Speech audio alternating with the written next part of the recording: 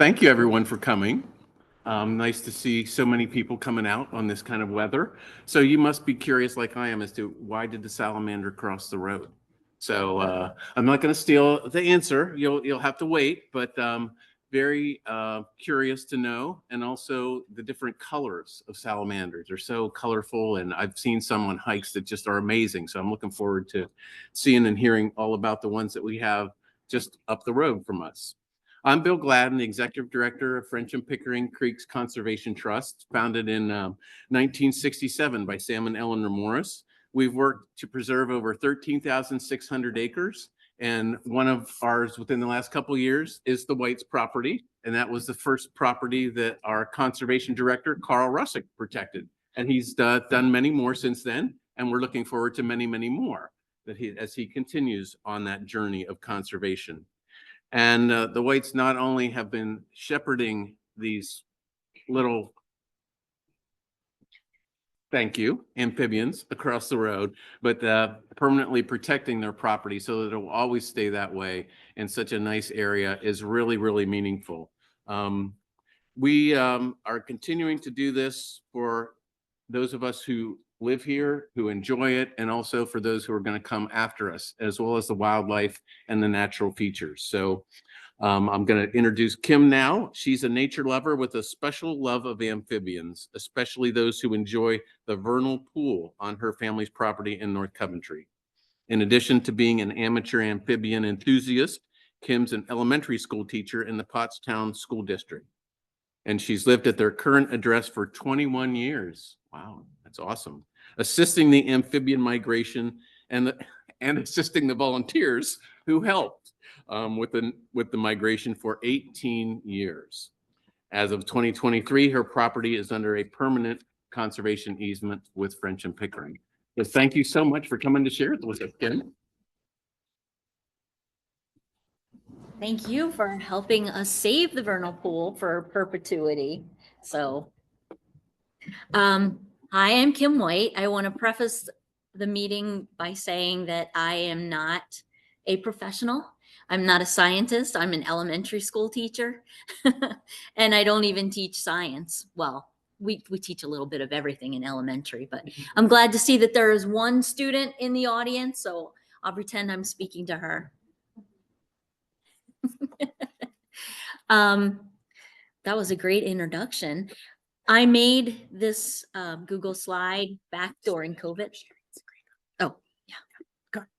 I made the Google Slides back during COVID so that our EAC in North Coventry could show it. So I just kind of fixed it up a little bit, and now it's being reused.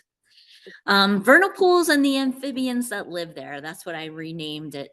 So on my left, your left, is the wood frog, and the wood frog and the spotted salamander on your right are explosive migrators. So these are amphibians that come into our vernal pool first. So that's usually around this time, end of February, beginning of March.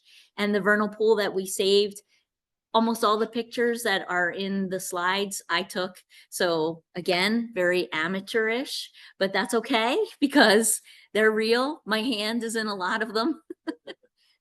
And so you can see the size, and that's really why I take so many pictures, to show the kids, get the kids excited, because they are our future. So that's why I became a teacher, and that's why I teach. I do a little talk every year to the third graders. I teach in 2 different buildings. So I do all the third graders, 6 different classrooms, and I do a slide little presentation and just get them interested. Now, because we usually do it during the state testing time, it's usually in April. So I can actually bring them a toad to touch and feel. So that's exciting for them. I didn't bring anything for you because no one has migrated this year. All right. Go to next. Okay, so 21 years ago, actually it was 2003 or 2004. Oh, and this is my husband, Jim White. So I'll go to him if I have any questions. But when we bought the property, we found a sign that said salamander crossing on one of the roads. Our vernal pool is in the middle of St. Peter's Road and Wells Road, and the vernal pool's right on the corner there. But we saw a sign that looked just like this, and both of us were like, what's going on? And then we saw an article in the paper about this big migration that was happening.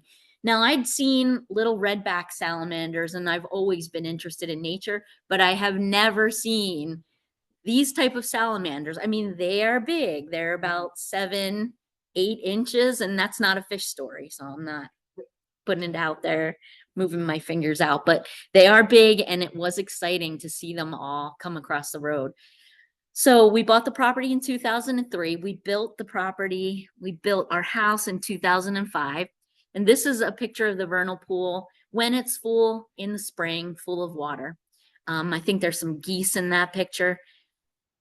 We have 7.5 acres now in our conservation. Our conservation easement takes care of the vernal pool. So now it's all saved and I don't have to worry so much about that.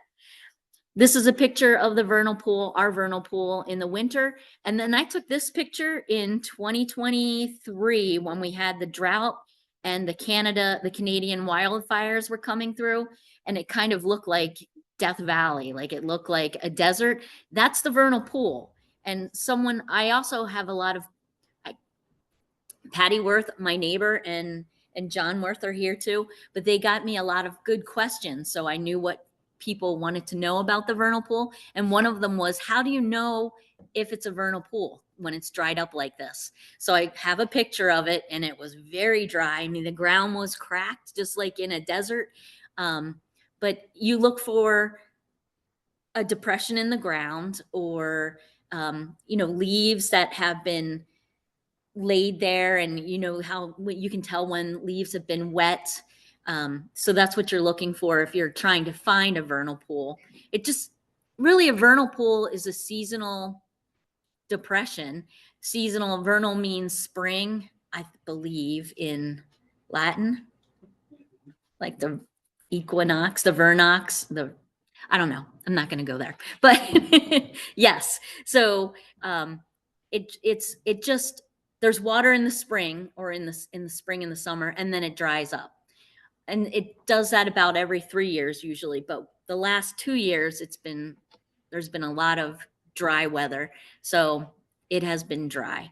So that's another one thing that I'm never going to stop worrying about, the vernal pool, and different things that I worry about the vernal pool. It's salting the roads and it getting in the water, and herbicides that they use on the sides, but we can talk about that later. So how do you recognize a vernal pool? That was another question that I wanted to answer. Vernal pools are usually in wooded or forested area, and our 7.5 acres is new forest, has a little bit of old in there. It's a shallow depression, and I always say to the kids, it's like a big puddle. Even in the deepest part, it's usually only about a foot. It's like if I walked in and stood in the deepest part, it's only about a foot of water. But the big thing that the amphibians love about vernal pools is there are no fish. So that means nothing's eating their eggs. Nothing is hunting them from below the water. But they are part of the great circle of life, and they're great for biodiversity. Lots of creatures come to eat them, not just the eggs, but the frogs. And we have wood ducks, which are carnivores. I didn't know that. We have raccoons all the time in the vernal pool. The deer are always using the vernal pool. So vernal pools are really important. Another question was, what's the difference between a vernal pool and a wetland? The wetland, and I had to find this out too, is just a broader term that means any spot where there's water and it stays wet for a long period of time. It says water seasonally, then drying out completely, typically found in forested areas, but you can read that. Wetlands can be found in diverse environments. The benefits of a vernal pool. Why do we not want them filled in? Why don't we just, as another neighbor said, who will not be named, why don't we make a pond out of this vernal pool? Dig it out and make it into a pond. Vernal pools actually have lots of benefits.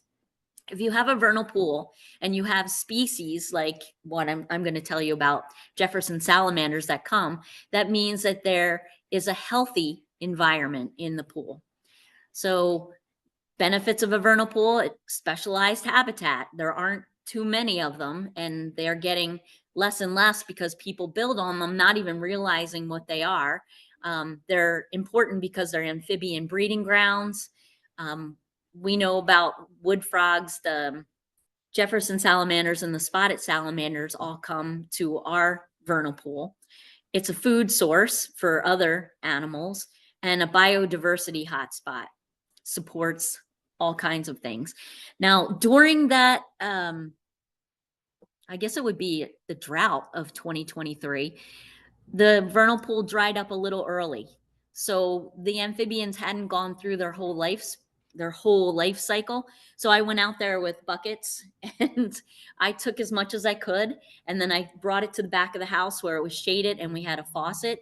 And I just kept filling up the buckets. But I took some of the leaves that are in the picture there, and some of the local things that were in the vernal pool. And you can see that's a damselfly, I believe. And it went through its cycle right there in the bucket. And because the water had dried up, that wouldn't have been there. I know damselflies and dragonflies both eat mosquitoes. So I'm not saying we had a bad mosquito year that year, but they didn't get to go through their entire cycle. Let me see. Another question was, do vernal pools have protections like a wetland? When we built our land, I know I was talking with Jim, they percolate it, like they went through and dug holes to see if there would be water. We built as far away as from the vernal pool as we could on our 7.5 acres. So it's our vernal pool is in the southwest corner and we're down the road further. But there is protections. The U.S. Department of Education has different regulations. And then I also found some more sites that tell you, what you need to do. The only thing, or, regulate everything.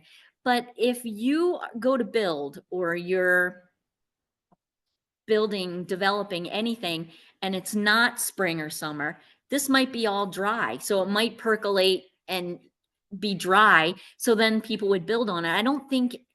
I think there were a lot more wetlands, a lot more vernal pools, and they were probably built onto.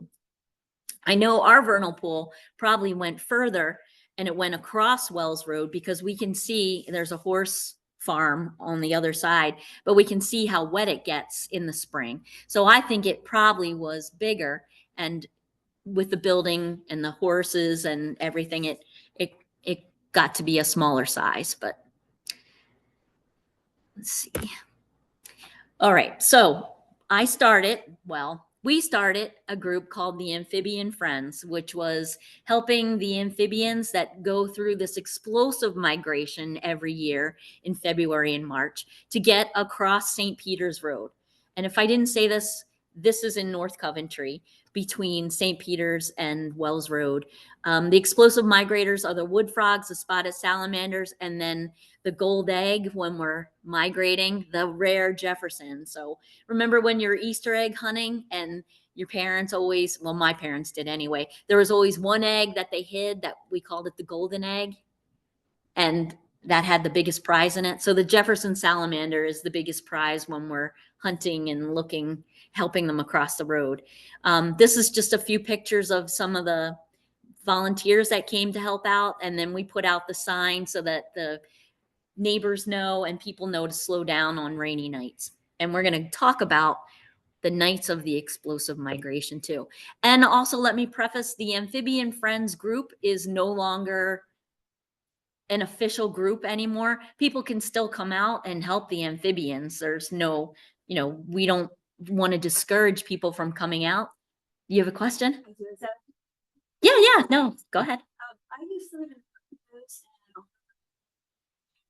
the amphibians across the street. Yes, that would be nice. Yes, yeah, they would not close the road because it's a PennDOT road. It's not a township road. They did let us close Wells Road, which is kind of, I don't know, is that called a T-bone or a T intersection? So we were allowed to close Wells Road because it was a township road, but not St. Peter's Road. And that's where we used to have the kids go, the volunteers. They would go there. But let me see, where was I? So February and late February. So I was even worried when I saw that our talk was tonight that it might be a night, but it's been a cold winter this year. We're all bundled up, and then we got a little snow. Temperatures have to be above 35. It has to be raining. It's got to be dark, and it's about 20 minutes after sunset. So it's usually has to be completely dark. It occurs about 3 to 6, usually 4 nights. There's the migrations happening, because first the amphibians have to come across the roads, get into the vernal pool. They have their little party, and then they have to get back out again and get back into the woods. So it's usually it's about 4 weeks and 4 nights that it happens. But yes, it would be nice to close the roads completely. But we worked with the township, the amphibian friends, and the police department let us have their the cones and the blockades, and the township officially closed Wells Road for those nights, and the police would come and check on things once in a while. And when early on the township directors all even came out. But so we did that for 18. I did it helped for 18 years, just helping the volunteers. But it was quite stressful because I was always worried more about the volunteers than about the amphibians then, because there would be children out there. And I don't know if you know this or not, but not everyone is a nice human being. And cars would speed up when they saw people out there. And, I was always worried about the people then. So it got to be a lot. And I decided to retire unofficially, because it was never official, from being the volunteer coordinator, and just go out and help them myself, and take pictures, and anybody can come out. It's just not an official group anymore. Let's see. So why help the amphibians? Because the number of amphibians is going down every year. I've actually seen it in the 21 years that we've lived there. The amphibians there's not as many. And I don't think it's because we're not finding them. Sometimes they come across in the middle of the night. That's great. I love that, because then there's no cars.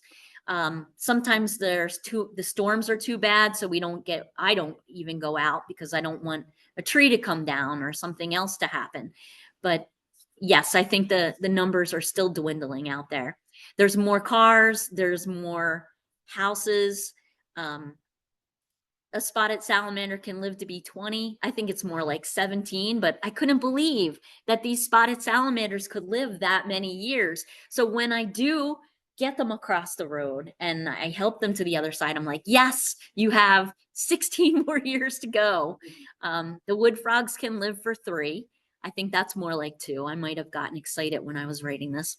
And a Jefferson salamander can live to be 6 years old.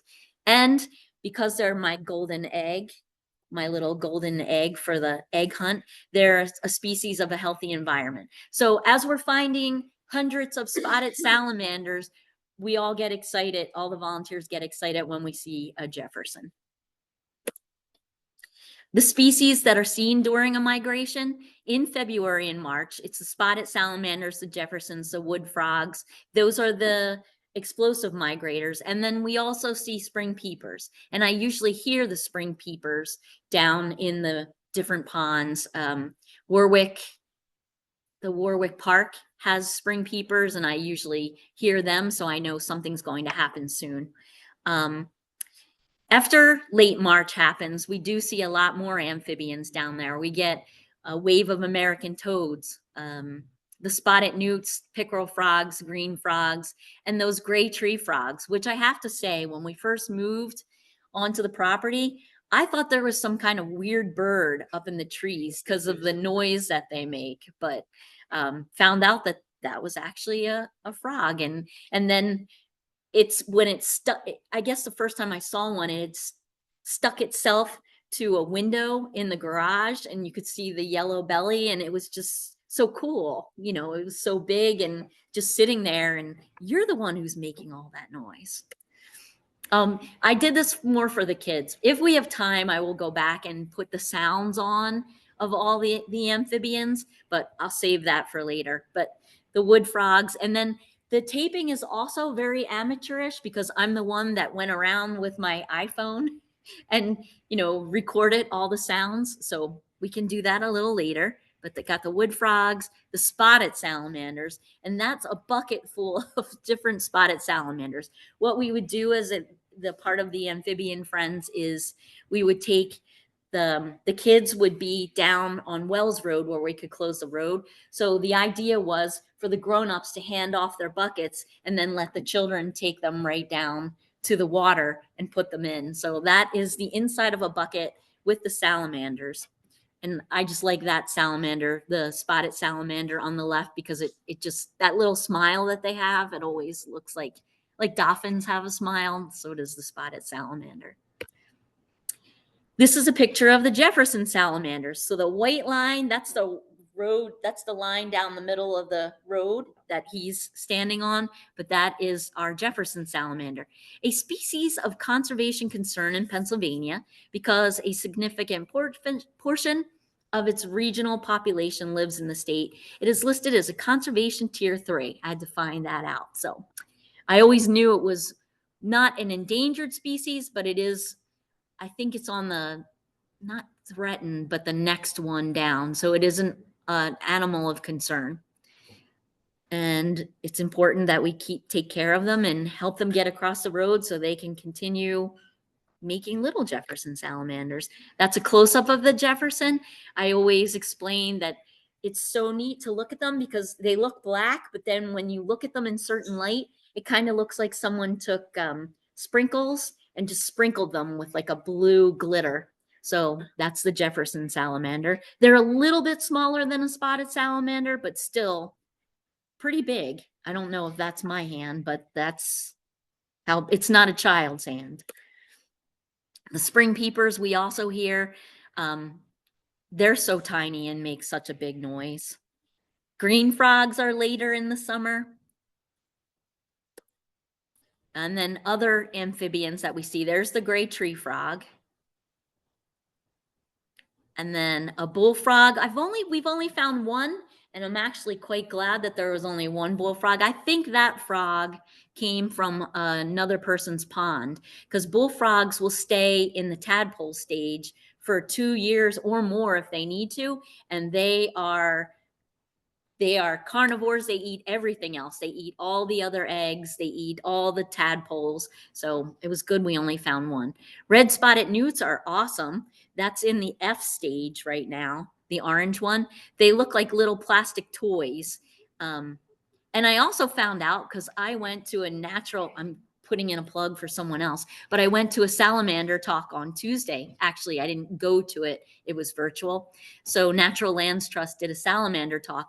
And I found out that the red spotted newt, when it's in its F stage, is quite poisonous, but not only if you ingest it.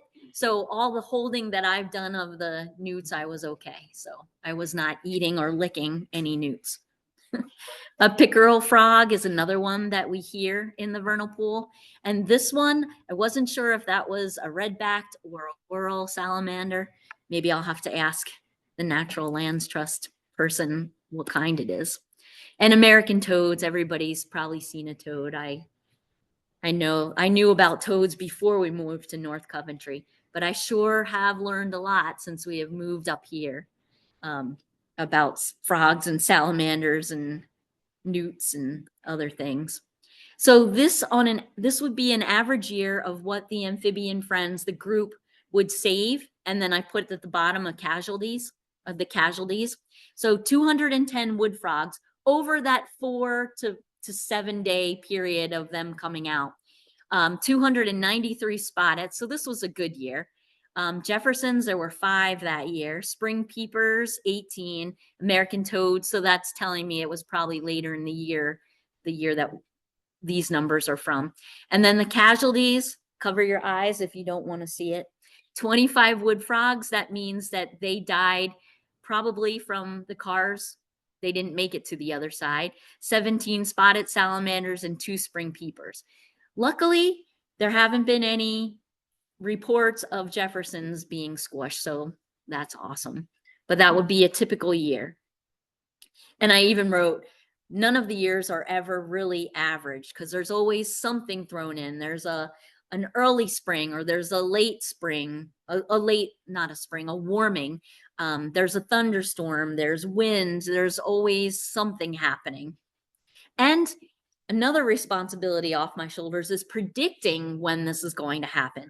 Because I always would send out an email to all the amphibian friends and say, this is when I think it's going to happen. And I would say at least 9 times out of 10, 5 times, at least half of the time I'd be wrong. So I'd get all these people, I'd email them, they'd come out and there wouldn't be enough rain, or it would be too cold, or something would happen. So that's another responsibility I don't worry about. So now if you'd want to come out, you have to use your own judgment, and then I don't feel bad about having people come out. And it's cold, it's dark, it's rainy, it's dangerous.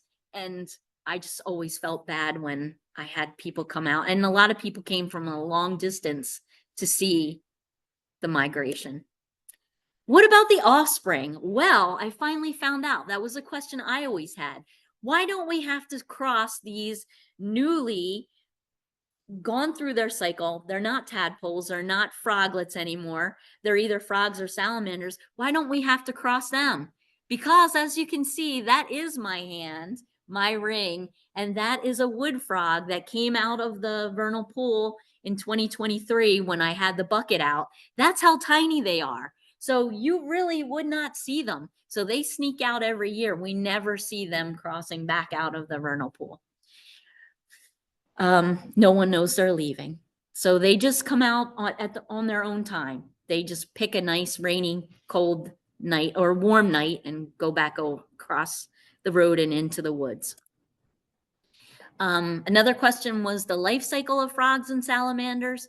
And I found this interesting fact out on Tuesday too. The frog, and I thought it was exactly the same, the salamander and the frog life cycle. But a salamander actually that tadpole keeps its gills. When I was younger, we always called it a mud puppy. I know that's not a mud puppy now, but they keep their gills, and a salamander's front legs come out first when they go through their metamorphosis. With a frog, they get their hind legs, their back legs first. So that was interesting to find out about. So that is the life cycle. Egg, larva, which is the tadpole, the juvenile, which we always call the froglet, and then the adult frog or the salamander. Oh, and the one on the right is one that still has its little tail. And that one was a frog, probably going to be a wood frog. It did get its back legs first, but it still had its tail, and tiny, tiny, like the end of my pinky finger. It was they're so small when they come out. How can people get involved? I got assistance when I first started. There was someone else that was doing the frog crossing. She has since passed away. She moved out of the area and then she passed away, but she helped me.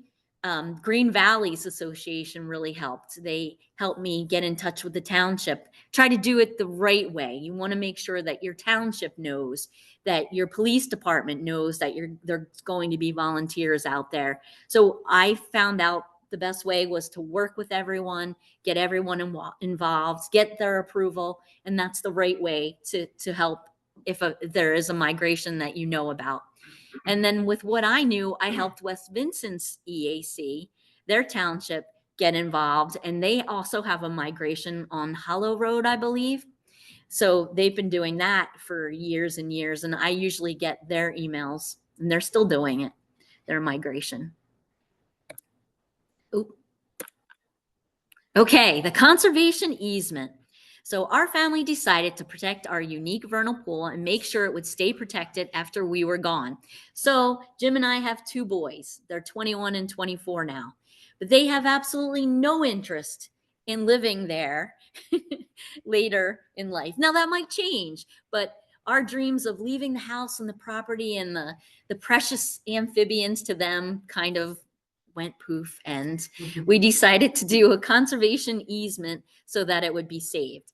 So we've just finalized our conservation easement with French and Pickering Creeks with the help of Carl Russick, who was our guide through everything. So I took a picture of Carl putting up our conservation easement sign, and then Jim and I and the dogs on the other side with the conservation sign behind us.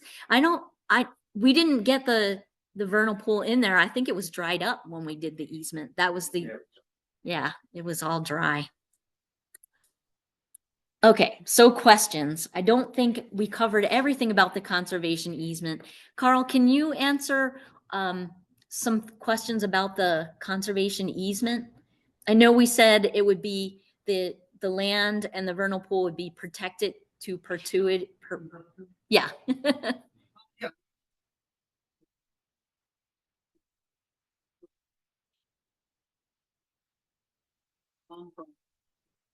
And undivided, like no one can buy our property and divide it and make up a nice goldfish pond.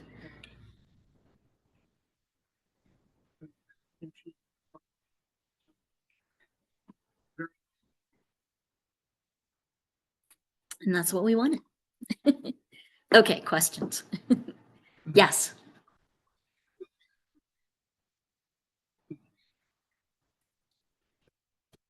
Well, that is an interesting question. The wood frog is, and scientists are really studying the wood frogs.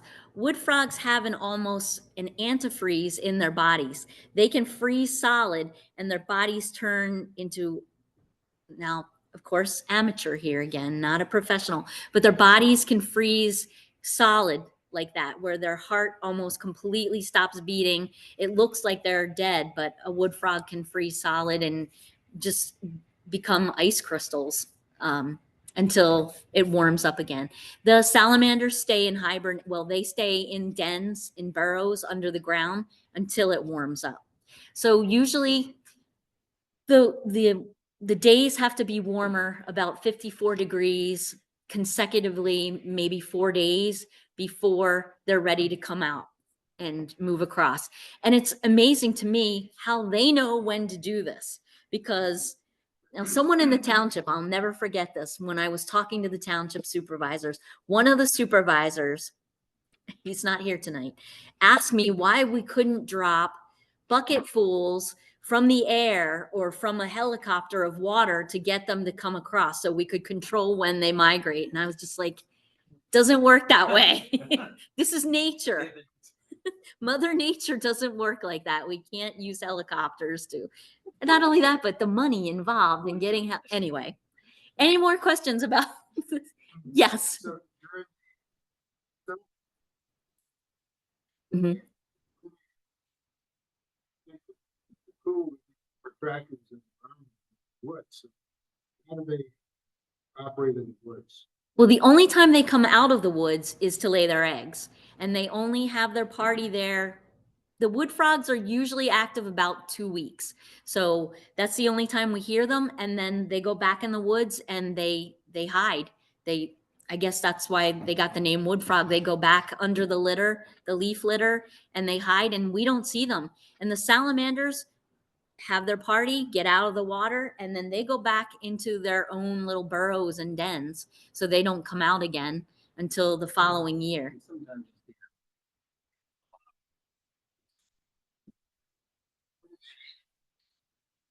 Insects, bugs, salamanders they'll eat just about anything that moves. Worms.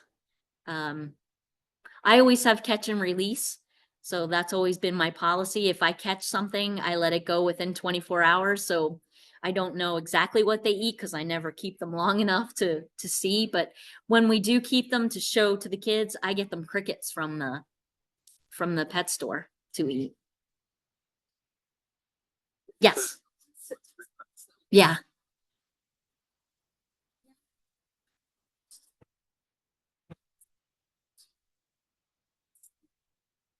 So. We have areas in the woods that dry up. Mhm. I guess depends on rainfall. Mhm. And Do you think those are vernal pools as well?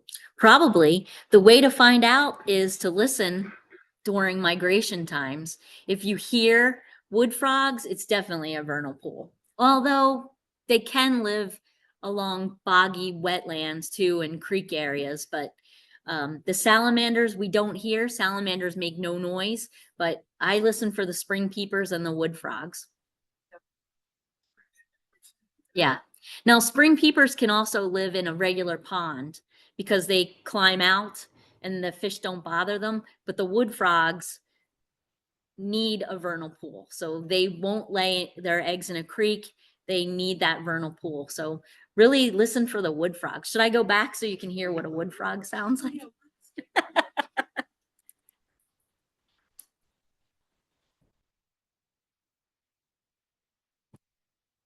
And I love the sound after a migration, after we've been cold and wet and you can't get warm. I actually leave my window open a teeny bit because the vernal pool is close enough and just listen to them and then just, let it be the lullaby that puts me to sleep. You can hear the spring peeper and then you hear like the cluck of a duck and that's a wood frog.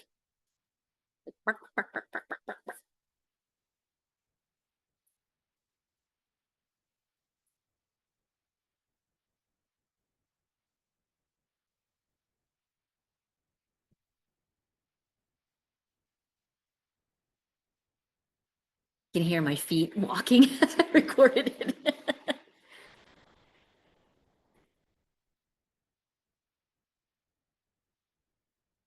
And on the screen, I have the male and the female. The female has more of the pretty pink color, and the male is a little bit smaller and brown. Do you hear that undercurrent of the duck sound? Yeah, that's the wood frog.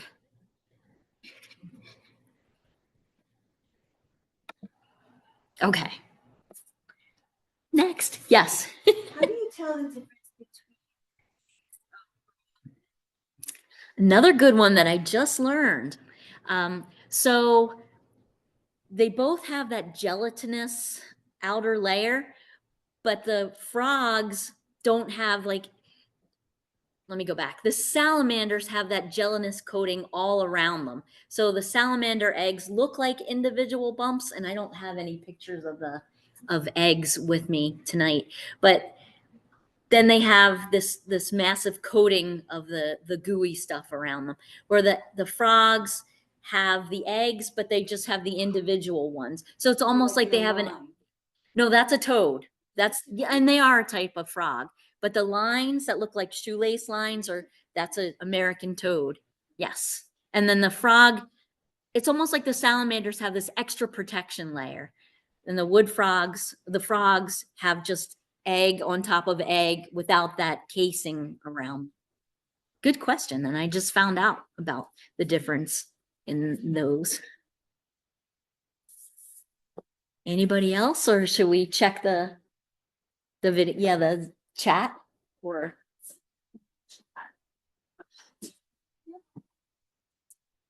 Video? oh yeah, I never played it. Well, now's the time. I was gonna start with that. I got too excited. The Frog Pool Lane. So French Water Illustrated came out on behalf of, and did a little video. So take it away.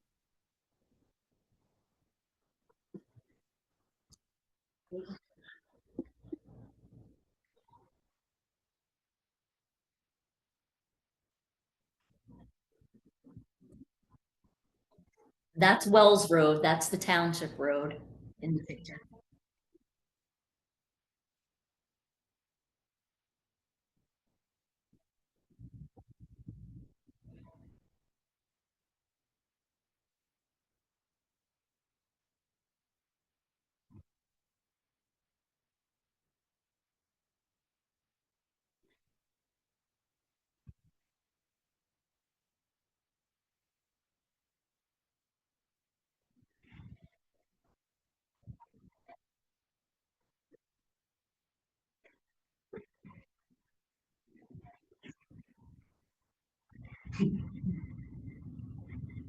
It's Patty.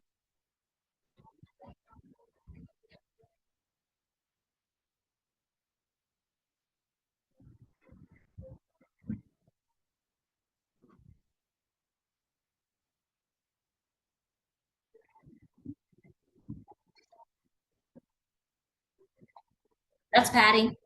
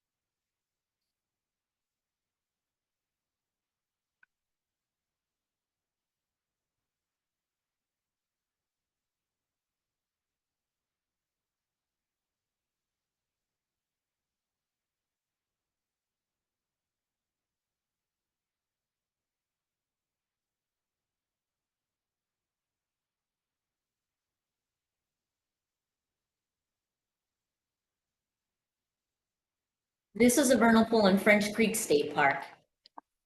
There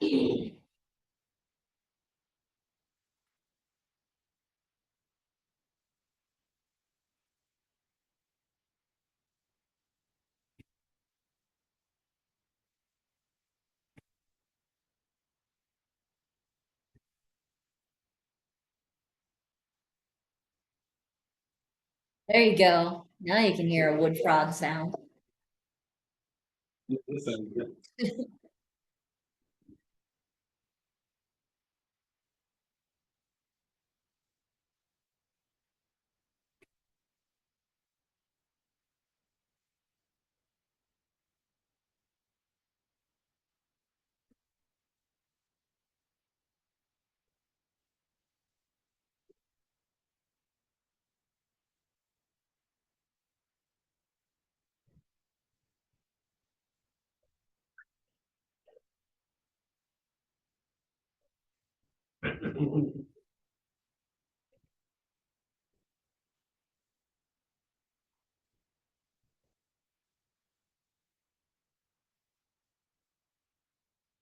That's St. Peter's Road.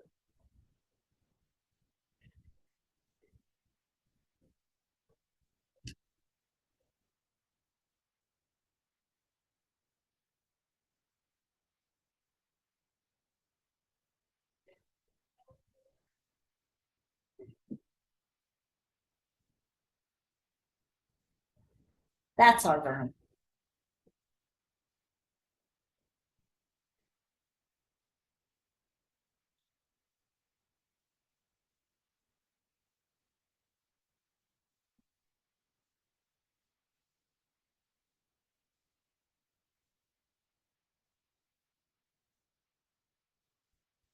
Already in process.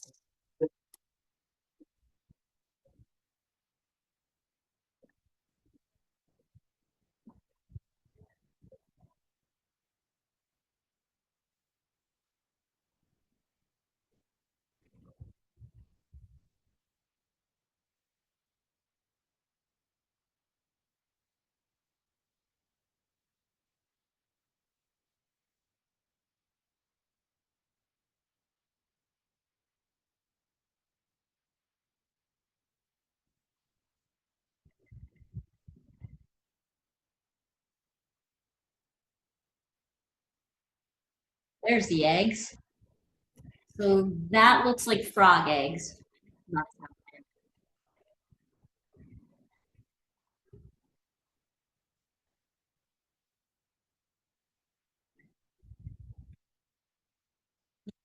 and over in the distance.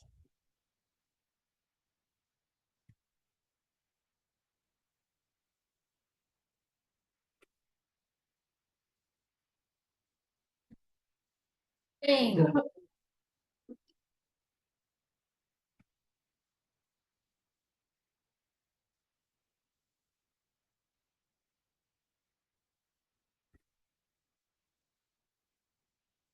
township allow you to put that yellow sign up again? The amphibian crossing, Yeah. I put it up myself every year. And yeah, the township's never said anything. I still put it up just to warn the neighbors that it's coming up.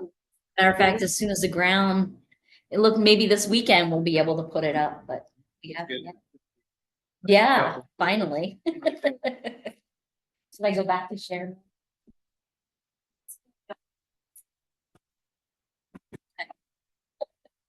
Let's go back to. So you described the activity as a party, would have better term the orgy. Probably, but we have little pictures, is that the word, in the room? So yes.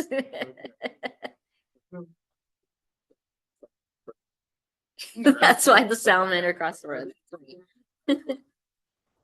I don't know if they go back exactly, but I would think that, I always wonder if the lights affect them.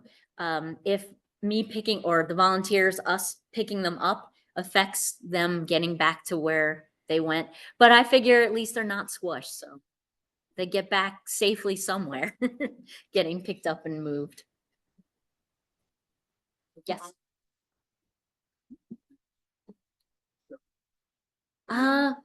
Well, right after the party, we can see, and I have actual pictures in here, but the salamander, the spotted salamanders leave behind what's called a spermophore, or a sperm packet. So the salamanders have this little, the males have this little dance where they squirm all around, and then they leave behind the sperm packet. And this was interesting, I learned.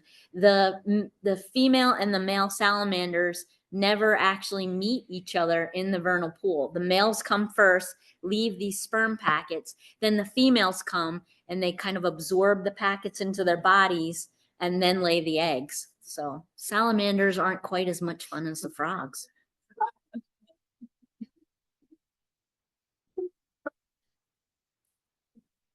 Sure.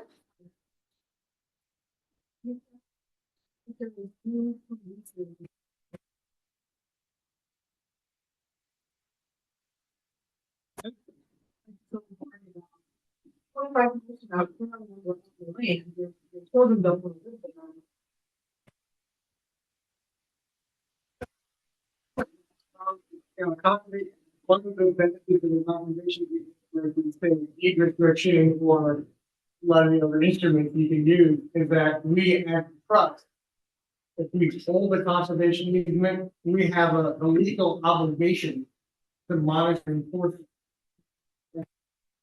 Part of a conservation easement agreement. We require some funds basically going into the endowment. That funds are perpetual monitoring. You know, we as French Pickering, we've got 202 conservation easements in force, and we've got to visit every one of them at least once a year. And then work with the property owners if there are any issues we're seeing to make sure they're compliant with the terms. We just had a problem this year with Pico. Had to turn to Carl because they wanted to cut down a lot of the trees, and we want the trees around the vernal pool to keep it cool. We don't want it open and drying up so quickly. So he kind of, Carl, you came out and talked with the tree guys that were right. And worried about the herbicides and yeah, and the salting and everything else that goes on.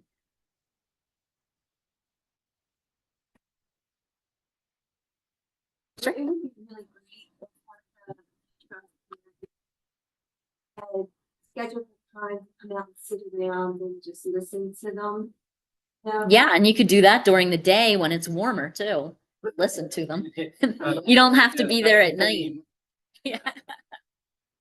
Sure. Well, no, you could actually park right on Wells Road and get out and listen to them. Yeah. Yeah, the French Creek State Park is right on the trail. And I sent the people.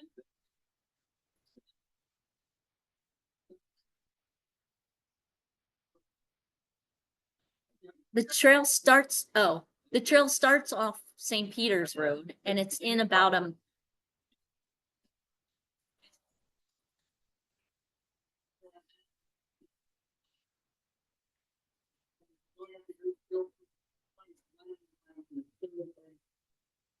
That video was, I know in St. Peter's Road where there's a sharp turn coming off of from Armyville. and people park there, lots of hunters park there.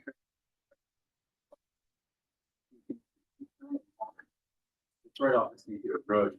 There's a couple parking spaces. It's up there.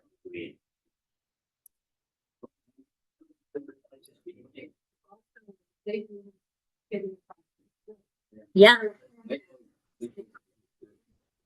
they call it a Sally Rally. And the French Creek State Park rangers help them.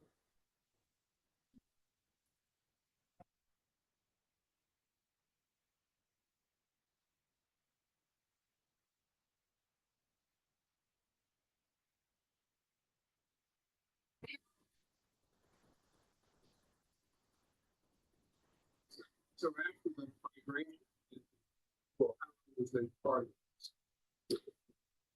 About 4 weeks. Yeah. It's a, It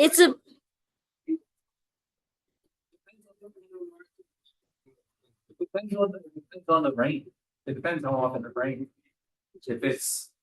they get more active when it rains. They don't stay. If it rains, they'll arrive and then they'll stay a couple days maybe. Yeah, Until full, it rains again, and then they leave. full party mode's probably about 2 weeks. And then it's 2 to 4 months until the tadpoles hatch and the babies have gone through their metamorphosis, change into adults and are ready to leave the vernal pool.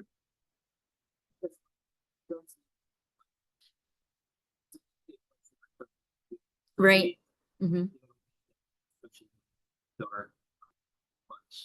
To get out when they leave, yeah. Right. They just need probably a little bit of moisture so that their skin, yeah, to get out.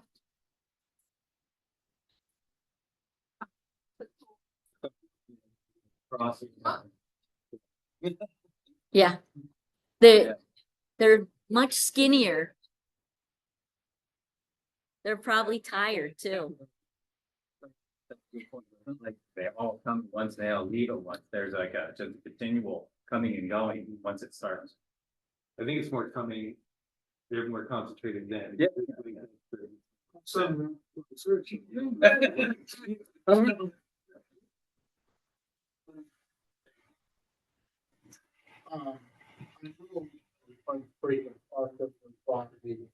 The park office area. One spot. There is like a lagoon area with iron bridge area, there's spot. Trail from. There's spring, like it's just a huge party going on down there in that lagoon area as well, so I guess it's showering. Fish not to come in and. So that could be, yeah, so that could be a wetland, like so I found out that a vernal pool is actually a wetland. It's just a small, like a part of the big picture of a wetland. There's the vernal pool. So yeah, I'm sure that they're doing the same thing there. So actually.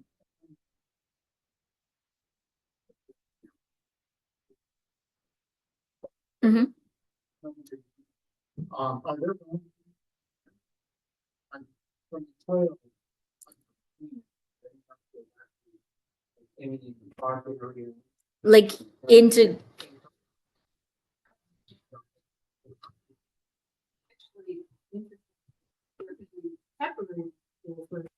Page 3, it rolls over, it pulls a big root off of it, you'll find reason there for.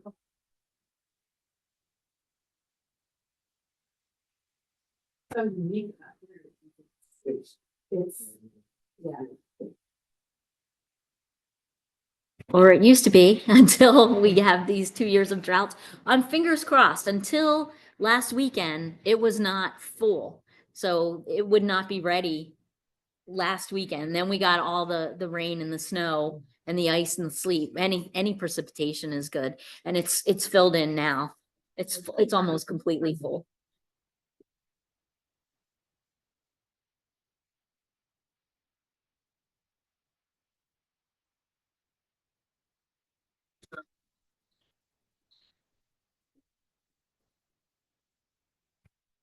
Well, it helps when it's wet there because the trees don't grow. Trees that start to grow there usually die. We see a lot of dead trees in there. What else keeps them out? I guess nothing. It would encroach eventually if it didn't stay wet. Something to look for.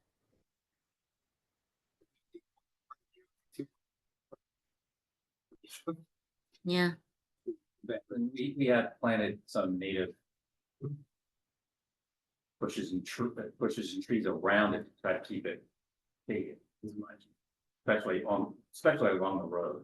Yeah, we did a lot this year. Yes, you find us good for that biology. Oh, yeah, we did. From Penn State, I think. What we planted? Not butterfly bush, because that one, it was all native things from the Penn State extension. Yep. Any native tree was smaller than it.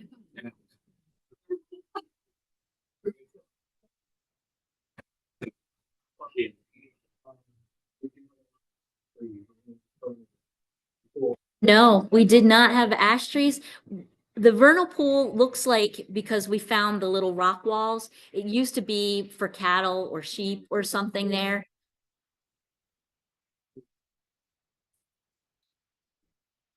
We did have some older woods with some oaks and things, but the newer things.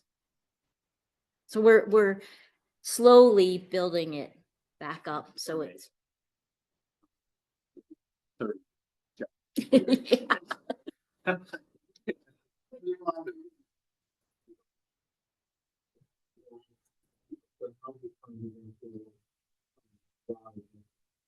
So we.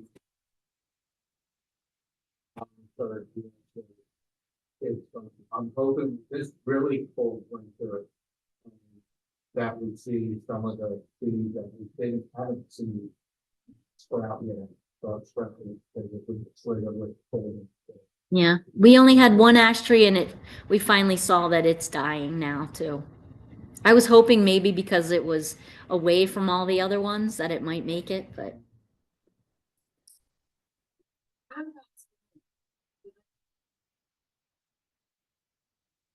I'm sure they do. They're part of that circle of life that they come in and eat frogs, and then the hawks and things eat the snakes, and so a lot going on in that vernal pool.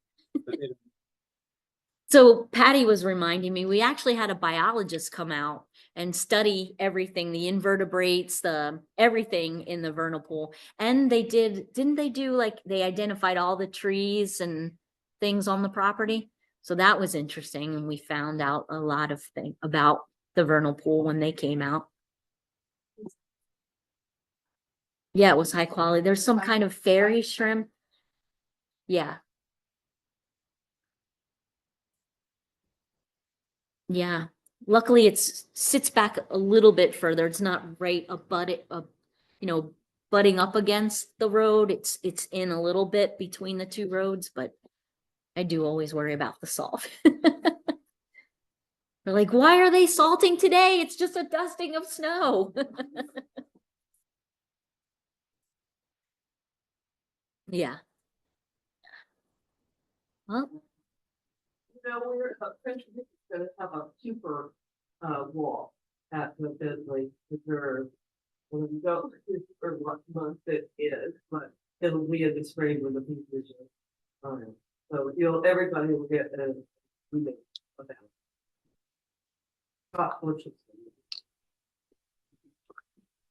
Awesome. Well, thank you so much, Kim. I just wanted to add a couple of little things about easements. It's more my specialty than the amphibians, but what you were saying kind of reminded me. One of the things that, sometimes some people feel like they're giving something up when they do an easement, but like the whites, you're actually taking control and you are deciding how it's going to be, and you can preserve those things that you have. And in a sort of a related theme, you also touched upon, people say, are vernal pools protected like wetlands, or was it protected? Well, protections, if you're counting on certain things, whether it be zoning to preserve the uses around you, or whether it's a certain natural resource that might be a part of an ordinance at the moment, all those things to some degree are subject to change based on who the elected officials are, whether it's a township rule or development regulation, or a state rule or regulation, or a federal rule or regulation. All of those things can be subject to change, but when you're doing an easement, you're creating that contract, that deed restriction, which does have a lot of legal precedent on their protections. French and Pickering has gone to court to protect an easement, the integrity of that. And as Carl mentioned, we go around and we check them once a year at a minimum. And a lot of times people in the area, we have, as you mentioned, over 200. So there's quite a few we only work in northern Chester County. So, and been around since 1967, and Sam and Eleanor were no shrinking violets.